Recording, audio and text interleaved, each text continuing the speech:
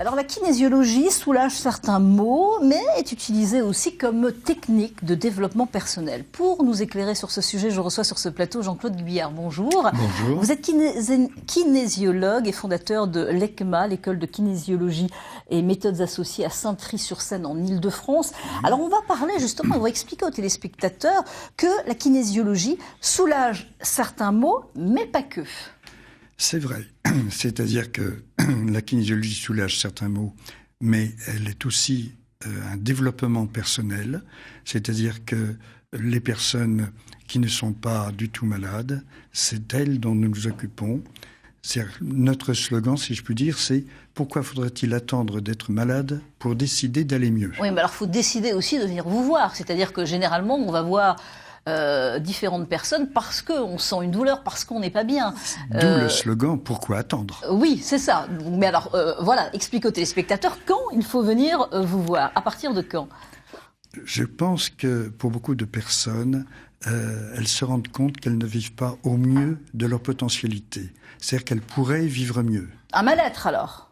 Ce qu'on peut appeler un mal-être, ce qui peut se traduire par des conflits avec l'environnement, avec toutes sortes de problèmes au travail, avec des angoisses et des petites douleurs qu'on dit erratiques, ça veut dire baladeuses, qui passent d'un endroit à l'autre, avec une foultitude, si je puis dire, de petits troubles qui ne sont pas des symptômes d'une maladie. Nous ne nous occupons pas de maladies, c'est-à-dire nous ne sommes pas médecins, et nous ne soignons pas les cas pathologiques. C'est-à-dire que le mal-être peut provoquer des douleurs, Absolument. Des douleurs musculaires aussi. Musculaires bien sûr, Ouais. mais des douleurs de toutes sortes.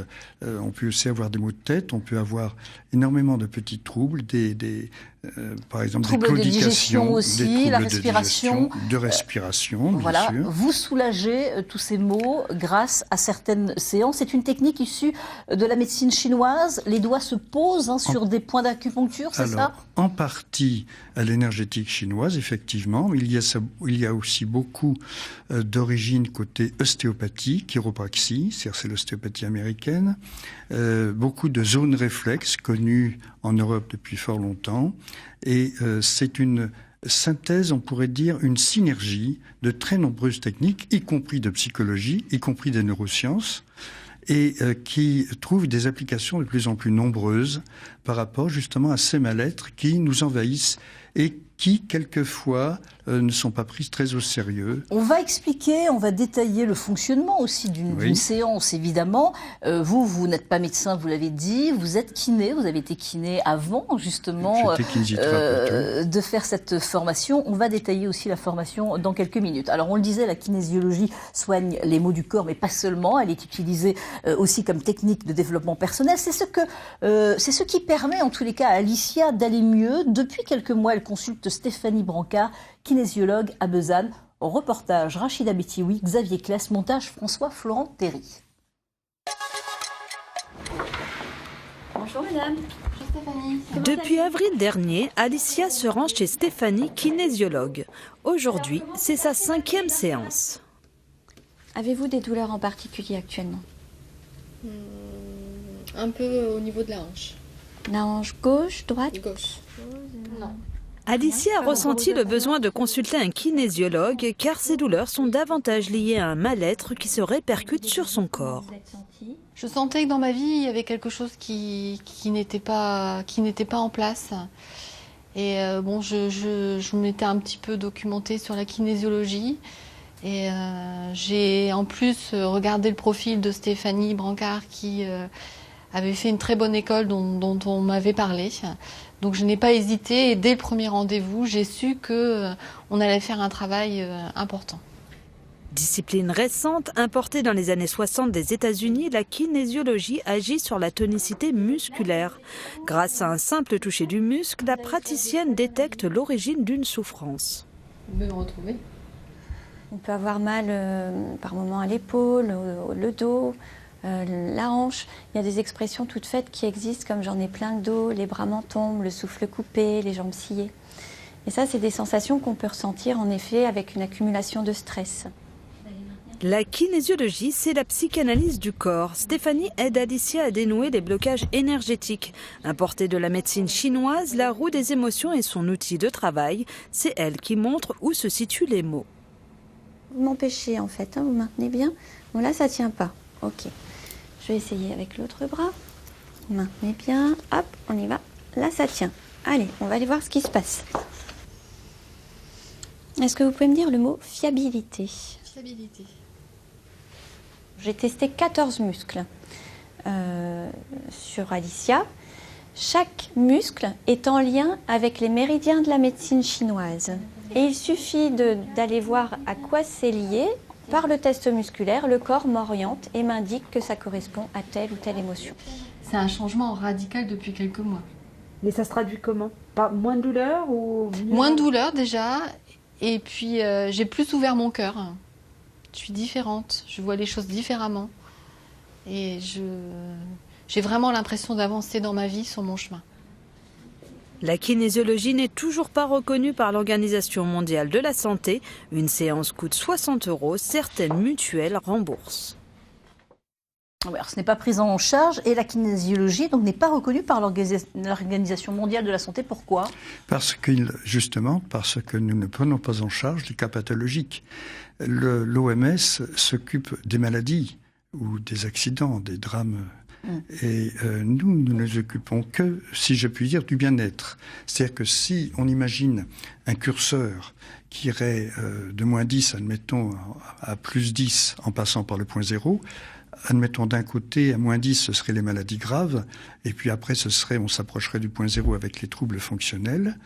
Et nous, on commence juste avant le point 0. C'est-à-dire il peut y avoir des troubles fonctionnels, et on va jusqu'à l'extrême droite, c'est-à-dire au mieux-être total de la personne, avec toute la créativité, tout ce qui comprend le mieux-être, la joie de vivre, ne serait-ce que ça. Alors, les téléspectateurs qui vous regardent, qui se posent peut-être des questions, qui se disent, bon voilà, je pense que pour venir vous voir, il faut vraiment y croire, il faut vraiment se dire, voilà, on ne peut pas venir comme ça, on va tester, il faut vraiment se laisser aller aussi. Alors, y croire n'est vraiment pas du tout nécessaire. Ah, on peut venir comme ça? Absolument. Avec quelques préjugés? Je peux vous dire que nous avons des clients qui n'y croient pas du tout. Ce sont par exemple les nourrissons.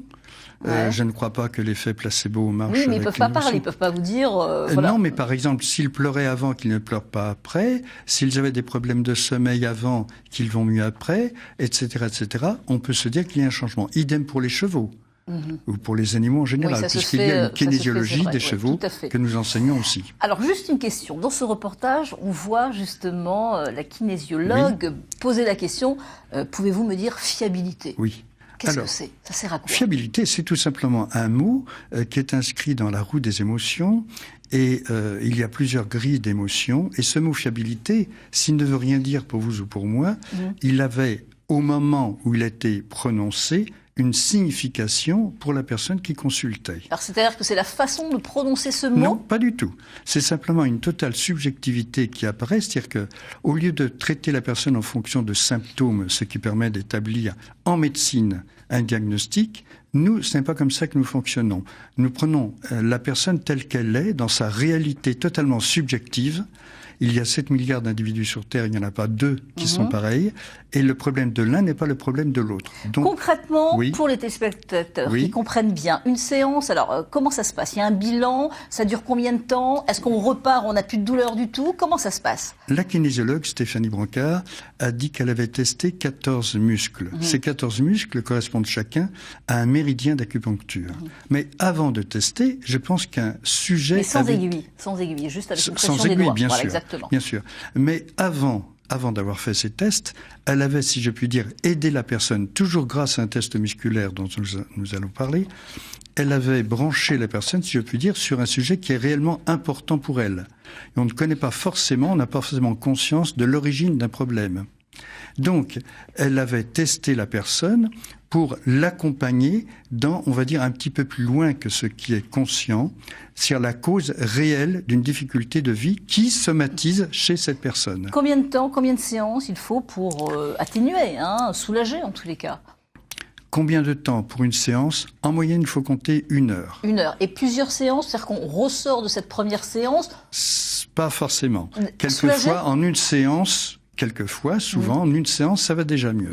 Mais si le problème est profond, si le sujet abordé, si ce qu'on appelle l'objectif est quand même difficile à atteindre, il faut 3, 4, voire 5 séances. Plus, c'est très rare. Ces séances se font à un rythme assez éloigné, c'est-à-dire une fois tous les 2 mois, par exemple, ou tous les mois. D'accord. Alors, les formations, vous demandez donc, vous n'êtes pas médecin, évidemment. Tout le monde peut devenir kinésiologue. Sous combien de temps, cette formation? Tout le monde peut devenir kinésiologue.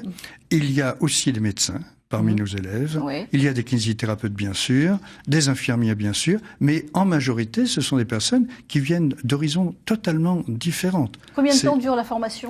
600 heures. Ça représente, on va dire, un tout petit peu plus que 600 heures. En gros, ça représente 100 jours que l'on peut répartir aussi bien sur 9 mois que sur 2, 3 ans. Il y en a beaucoup en France? De quoi? Des kinésiologues. Des kinésiologues? Ah oui. Oui, enfin beaucoup. Tout dépend de ce qu'on appelle beaucoup. Ça commence à prendre de l'ampleur? Ça commence à se développer. Nous, il y a un peu plus de 30 ans que nous l'enseignons. Il doit y en avoir à peu près 1500 personnes qui exercent actuellement en France. Bon, vous nous avez éclairé en tous les cas sur ce sujet. Vous avez des livres que vous avez écrits. Oui. Et vous pouvez, voilà, si ça vous intéresse de connaître un peu mieux la kinésiologie ou l'offrir pour les fêtes de fin d'année. Bien sûr. La santé par le toucher. Alors, ce livre correspond à ce que nous avons vu avec la kinésiologue tout à l'heure, c'est-à-dire le test des muscles et les résonances émotionnelles et en gros comment nous sommes programmés. Donc la santé par le toucher. La santé par le toucher. Guyard, vous pouvez le demander. Le deuxième? Le deuxième, c'est l'aura-kinésiologie. L'aura, ce sont ces champs d'énergie humaine qui entourent le corps humain et finalement, les magnétiseurs de village, à l'origine, travaillaient là-dessus. Nous avons complètement rationalisé.